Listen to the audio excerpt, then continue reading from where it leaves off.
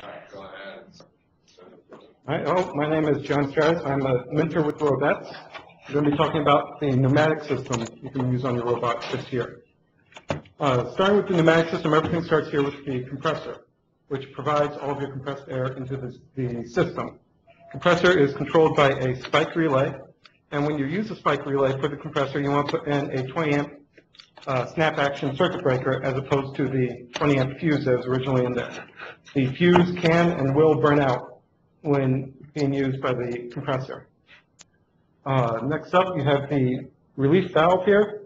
This allows emergency venting from the entire system if it goes above 125 psi. It will automatically release and prevent other parts from blowing out. Attached to your high pressure side, you have to have a pressure switch. This basically signals your robot at 120 psi to turn off, so that the compressor won't keep running and put you over your allowable limit of pressure. After the pressure switch, we have a pressure vent plug. This has to be easily accessible on the robot, kind of like the main power breaker, so that someone can run up to your robot and turn turn it on and off to completely vent pressure from the system should something go wrong. After that, we have to have a high power pressure gauge on the high pressure side, so on your 120 psi side, so that we can see what the pressure is there. We also have to have one down here on the low pressure side, so that we can see that that is 60 psi or lower. We'll get to the low pressure side in a few minutes. Often on your high pressure side, you want to have a air storage tank, although you can also have these on your low pressure side depending on your setup. These are pretty simple to hook in. Connecting everything, you typically have pneumatic tubing like we have on the yellow here or the blue over here. For this system, I color-coded things like yellow is high pressure side, whereas blue is used on the low pressure side. It can be very useful in the pits if you're making fast fixes or changes, and it can be useful in inspections because then the inspectors know what's going where. Between your high pressure and low pressure side, you have to have a pressure regulator. This past year, they changed it, and you have to use the Nordgren regulator as opposed to the previous ones that had been included in the kit of parts. So make sure you use the correct one there. Past this initial one that can step you down to 60 psi or lower, you can have additional regulators if you want to have multiple levels of working pressure. Now on your low pressure side, you will take your pressure and go into some solenoid valves. These solenoid valves essentially actuate your pneumatic systems. And you can see here each valve has two outputs. And each of these outputs goes to your two inputs onto one of our actuators. Now these actuators basically stick in and out and allow you to control things in a linear fashion. They come in many different shapes and sizes and uses depending on what you need to do. Also attached to these, I have little flow controllers. With these, you can twist them to open them up more or twist them down to compress them more, and that will control the amount of air or the rate that the air flows into your piston so that you can have a slower or faster acting piston depending on your use. Even if you don't think you'll use them, you may want to put them on just in case, because I've seen teams that are sorry they don't have them to slow things down after the fact. So that's pretty much all of pneumatics in about 5 or 6 minutes. Any questions? I do have one on the line. Somebody said AndyMark is offering a startup pneumatic kit, which includes what looks like a plastic storage tank, and this will be first legal. So this past year, the plastic storage tanks were first legal. However, a lot of teams did have some issues passing inspection with them.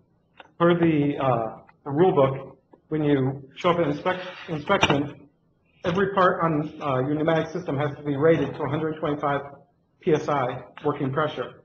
Those plastic tanks don't have model numbers on them from the ones that were used this past year, and a lot of teams didn't bring any documentation showing that they were rated for 125 psi. So if you use those plastic tanks or any pneumatic systems that aren't considered standard at first, like the Bemba cylinders are pretty standard. Make sure you bring your documentation with you that shows that they are rated to the proper working pressure. So I've heard a lot of discussion with teams that they want to actually engage a cylinder halfway. Can you talk about that? Is that possible to do? So cylinders are on or off. You can't really work them halfway. One way around that, however, if you put two cylinders in series, you can actuate one to get half the distance and then actuate the second one to get your full distance. What does the bore of the piston have on the effect of like power or speed? So we've been talking a lot about PSI, which stands for pounds per square inch. Your working pressure is 60 PSI.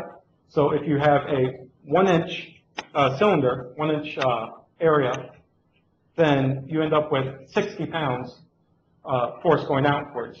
If you have a bigger one that's say 2 inches area, then you would have twice that. Or if you have a smaller one, like our small one here, you have half of that. The speed is less than as well when it gets bigger. Mm-hmm. Right. When it gets bigger, you have to consider the rate of flow of air, which we can control with these flow regulators, but you can only open them so far. They're ultimately limited by the diameter of your tube. Is there a restriction on how much air you can actually store on the robot? This past year, there was not. I've heard of at least one team that used a 1 gallon storage tank on their robot this past year, which is a lot of air. Is it legal to pump your robot up before your match and store the air without having the compressor? Because I know the compressor is heavy. Yep, so what he's talking about here is called an off-board compressor. If you do that, you have to make sure that you follow the rules very carefully. You can have the compressor off-board. However, on the robot, you still need your pressure gauges, so your high and low pressure gauges. You still need your vent plug. And on your off-board compressor, you need to duplicate all of that as well. And when you charge it up before the match, you have to plug the compressor into your robot system. So it has to be powered through a spike relay, through your power distribution board. It has to be hooked up to your C-Rio in order to charge your pneumatics. Does it count for the weight No. limit? It does not count towards your weight limit, anything that's off-board. So the question is, what do you normally, or what do you usually control with the pneumatics? Anything and everything. I've seen people use it to control arms, or to lift a robot off the ground, or to control a kicking mechanism to kick a ball across the field. There's a whole wide range. We use one to control the two-speed shifter. Speed shifter, that comes with a servo that doesn't really work. So we hook a pneumatic cylinder to it to actually shift gears on the fly. Yeah, that's the super shifter available from AndyMark. Yeah. That a lot of teams use, and they definitely do use pneumatics more often than not to control those. Any tips on mounting these components on the robots? With the compressor, oftentimes you want to mount them with little black shock coils to help prevent it from being so loud and rattling your entire robot. Everything else, cylinders typically don't have an easy way to mount. We just zip tie those to a convenient piece of the frame. Your actuators typically will have someplace to mount. You can see down here there's a hole specifically designed to mount them. Same with here. And when mounting off the end like that, you end up having it actually be able to rotate. If you have a part that rotates that's controlling, it can move with the part to some degree. All right, again, it is open. If you have any other questions that haven't already been asked, please mute yourself and ask the question.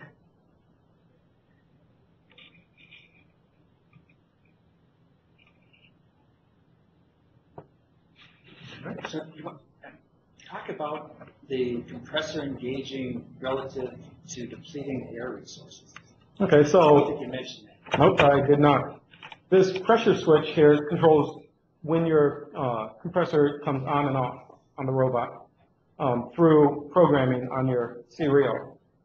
Essentially, the switch turns on when you hit 120 psi, and then it allows you to work through some of that pressure until it drops down, I think it's somewhere around 90 psi, at which point the switch will turn off again, allowing the compressor to turn back on until you hit 120 psi again, always maintaining you above your 60 psi working pressure.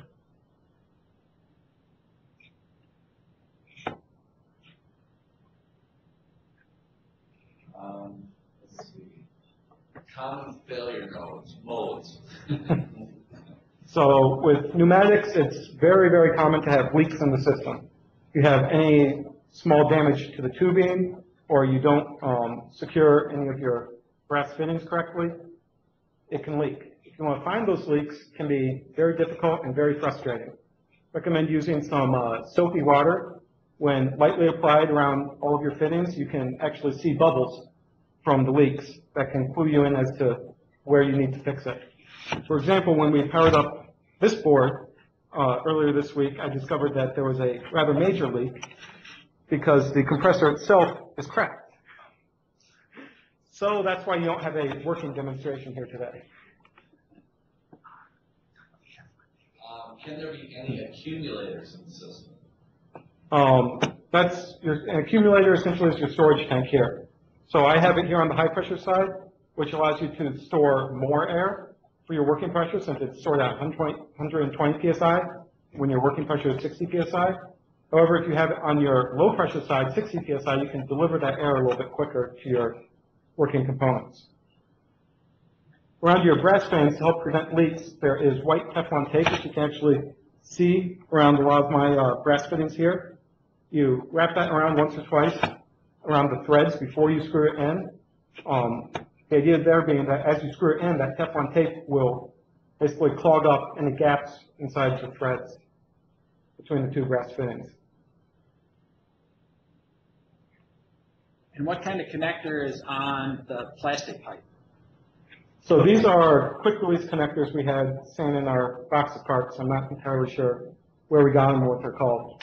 But they're kind of nice in that you can just push them in and pull out your tubing. And it allows you to replace tubing very quickly if, say, someone accidentally drills through a tube.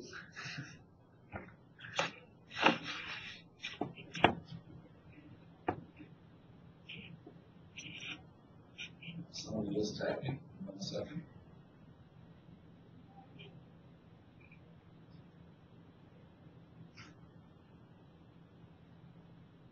Nobody wants to be recorded asking a question, I guess.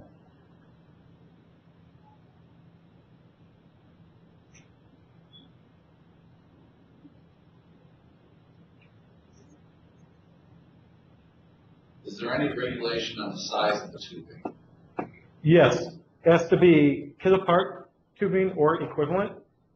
This year on First Choice, there are actually 5 different tubing available. It looks like the only difference is color choice, so that you can try and match your team. The rule book actually does specify the inner diameter of the tubing. And like everything else, the tubing has to be rated to 125 psi working pressure. And typically you will have that printed on the tubing somewhere. If not, make sure you bring in your documentation to prove that it is 125 psi working pressure. Somebody comments that those are pesto fittings and are used in drinking water lines also. Good to know. All right, I don't see anybody typing. Last chance to ask questions. Unmute yourself if you have a question.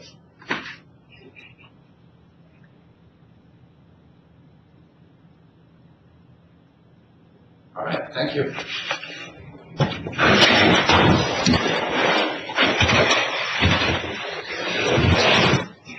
So we'll be back in